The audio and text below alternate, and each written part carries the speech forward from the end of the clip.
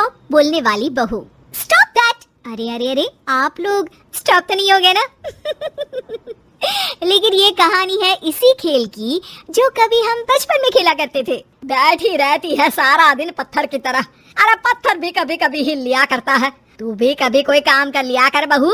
मैं तो बहू नहीं भैंस ले आई हूँ। मीता सारा दिन घर का काम करती, कमर टूट जाती जब वो रात में बिस्तर में आराम करने के लिए लेटती। लेकिन मजाल है सास की जो उसके काम की कभी झूठे मुंह भी तारीफ कर दे। हम लोग नसीब वाले हैं नीता बिटिया, जो तेरे जैसी बहू हम लोगों को मिली। पिताजी, यही आपका प्यार है जिसके कारण मैं इस घर में टिकी हुई हूँ। पर पता नहीं सासू माँ को मैं क्यों नहीं अच्छी लगती। अब तो 2 साल हो गए हैं शादी को। 2 साल में तो ये सवाल कर रही है? यहाँ मुझे 30 साल हो गए बिटिया। पता नहीं तेरी सास मुझे भी क्यों पसंद नहीं करती। फिर क्या, दोनों ससुर बहू खूब ठहाका लगा लगा कर हंसते हैं।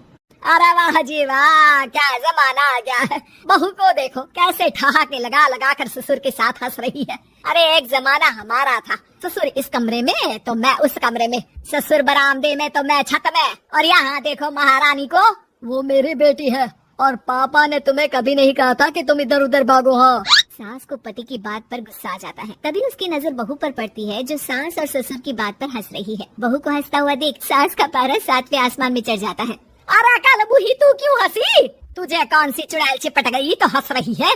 हम मियाँ बीवी का ये चलता रहता है, ये ना सोच के बीच में फूट पड़वा दी। अरे जी, जाइए बाजार से छाछ ले आइए और तू जाकर किचन में बेसन घोल कर पकोड़े बना ले, कड़ी बनानी है तुझे। सास बहू और पति को ऑर्डर देकर वहाँ से निकल जाती है। पति बाजार की तरफ और बहू किचन की तरफ। सारा काम हो गया, अब बस आराम से टीवी देखूं। उधर सास, कढ़ी खाने का बिल्कुल मन नहीं था, लेकिन जब ये लड़की खी खी करके दांत दिखाती है तो गुस्सा आ जाता है। लगता है कि मुंह नोच लो इसका। तभी सास के कान में बहू के जोर जोर से हंसने की आवाज आती है। सास का पारा फिर 7वें आसमान में चला जाता है। सास कमरे में जाती है जहाँ बहू टीवी में सीरियल देख रही होती है। अरे पागल हो गई है तो बता दे, पागल खाने छोड़ा हूँ तुझे। आइए ना, देखिए ना, आप भी ये सीन देखिए, कैसे बच्चे स्टॉप दैट खेल रहे हैं। इस खेल में ना जिसे स्टॉप दैट बोल दो उसे स्टॉप होना पड़ता है। हाँ हाँ, बहुत खेला है मैंने भी इसे बचपन में। कोई इतने भी पुराने लोग नहीं है हम। काश सासू माँ मैं भी ये खेल खेल पाती। सास को बहू की इस बात पर गुस्सा आ जाता है। यहाँ तो सारा घर फैला पड़ा है, रात के खाने की कोई तैयारी नहीं, और मैडम स्टॉप दैट खेलेंगी। अरे चल जाकर छत धो। बेचारी बहू जो अभी तक टीवी पर ठहाका मार रही थी, झाड़ू लेकर छत पर पहुँच जाती है। खुले आसमान के नीचे बहू भगवान की तरफ देख कर कहती है, हे भगवान, ये तो बता दो कैसे मेरे अंदर भी कोई क्वालिटी आएगी जिसे देखो जब देखो कुछ न कुछ सुनाकर निकल जाता है। वो रोने लगती है, लेकिन करती भी तो क्या, भाग्य में जो लिखा है वो तो होगा ही। बहू पूरी छत साफ करके नीचे आती है जहाँ सास मजे से बैठकर टीवी देख रही होती है और जोर जोर से हंस रही होती है। टीवी में वही स्टॉप दैट वाला सीरियल चल रहा होता है। मासूम बहू फिर से टीवी देखने लग जाती है। कितना मजेदार गेम है। सास को फिर बहू पर गुस्सा आ जाता है। अरे उसे तो बहू के हंसने की आवाज ही चुभती है। तुझे स्टॉप दैट खेलने का बहुत मन कर रहा है ना? मुझे बोल स्टॉप दैट, अब बोल स्टॉप दैट, बोल बोल। नहीं नहीं माँ जी, कैसी बात कर रही है? अच्छा तो फिर हंस क्यों रही है? अरे दम में तो बोल के दिखाना मुझे स्टॉप दैट। बहू सास के जोर देने पर जोर से गुस्से से बोल देती है, स्टॉप दैट। लेकिन ये क्या, सास तो मानो किसी भूत की तरह जम जाती है। मन तो कर रहा है कि ओवर ही ना बोलो, लेकिन ये मानेगी तो नहीं ना।